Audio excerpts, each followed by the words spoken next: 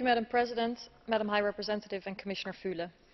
As you are aware, Turkey's foreign policy is guided by a doctrine called zero problems with neighbours. But unfortunately today, Turkey is experiencing problems with almost its neighbouring countries. The mounting tensions with Cyprus are of special concern to this House, and the Commission has rightfully urged both sides, the Greek Cypriots as well, to show restraint. Turkey's role in the region is important and could be a great vehicle for more intense cooperation between Turkey and the EU.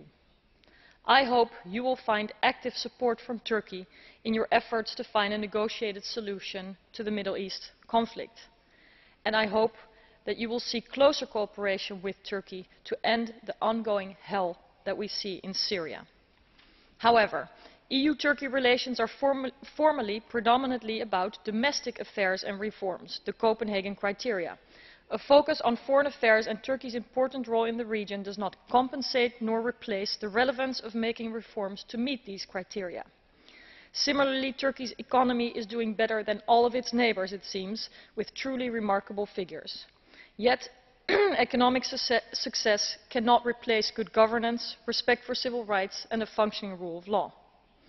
A press release I recently received from the Turkish government aimed to explain that rule of law is not violated in Turkey, but accepted that there are approximately 70 journalists in prison. Official charges are not always presented and pre-trial detention periods can last years. And to make matters worse, indictments that are presented are often supported by something called, quote, secret evidence, end of quote, which makes a transparent judicial process impossible. The Turkish government asserted that these journalists are in prison on terrorism charges and that those of us believing press freedom is under pressure are wrong.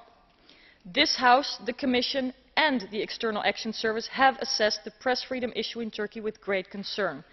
Does the High Representative and the Commissioner agree that it is time to broaden the scope and to assess whether counter-terrorism laws might be abused and whether the rule of law is still functioning in line with the Copenhagen criteria so that we can move towards the much-needed accession of Turkey to the EU?